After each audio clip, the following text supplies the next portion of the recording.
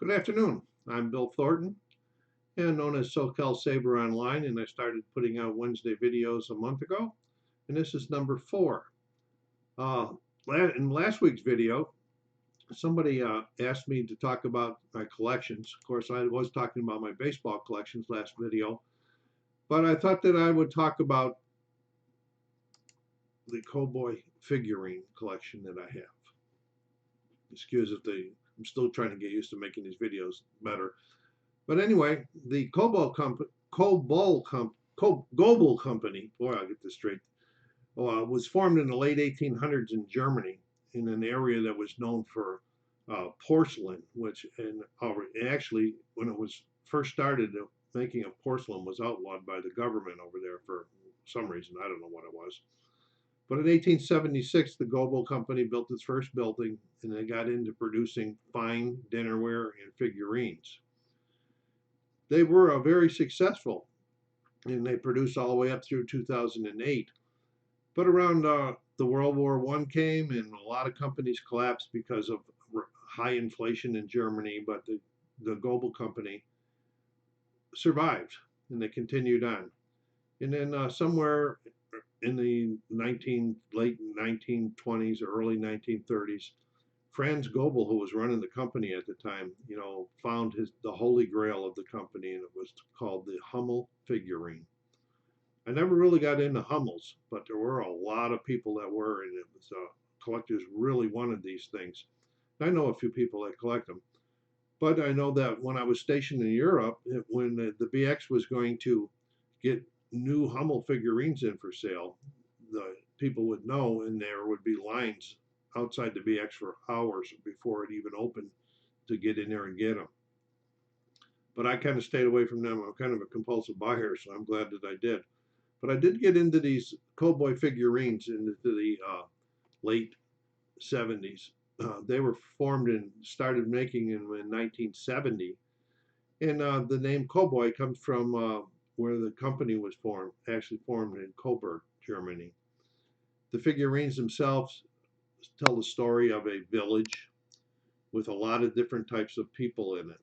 Sports advocates and hunters and cooks and fishermen and doctors and nurses and whatever it takes to run a village. And they all come with a little orange tag on them that tells what their name and what their actual job in the village was. I bought these guys. These were my first two that I bought. This is Pat, the baseball player, and Jim, the professional bowler. Of course, being a sports advocate, like I talked about last week, it kind of makes sense that I bought these two.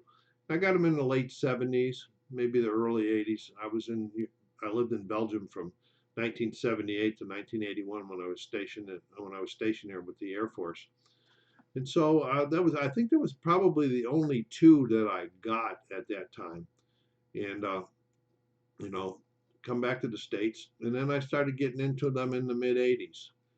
I can tell you there's 60 of them in the collection, and that they made through 1987. I have 53 of them, and the ones that I don't have are hard to find and sometimes very pricey. But I continue looking. I found a couple the other day that I was tempted to, but they had some deficiencies in the there. These things are pretty old that I didn't really care for. There's lots of different things in the village going on.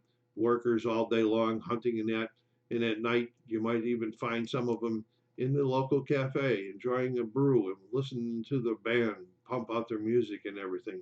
All kinds of stories about this village, and it's pretty interesting. They're very beautiful handmade, or not handmade, but beautiful figurines, and they really decorate the house up some. I have them on display all over different places of the house.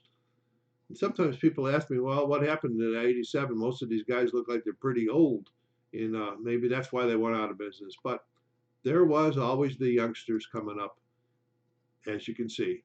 Here's Greta with two of her children, Eric and Gilda. I don't know who the third child is. I think that it was just one of the other kids in the neighborhood, but Eric and Gilda were her kids. So as you can see, there was youngsters coming up, and I don't know really why they stopped. So that is my collection and my story with the Goebel figurines. And I thank you for watching. And hit the subscribe button. Tell your friends about the channel. And if there's something that you would like me to talk about, let me know. I'll consider it. Leave some comments in the remarks section.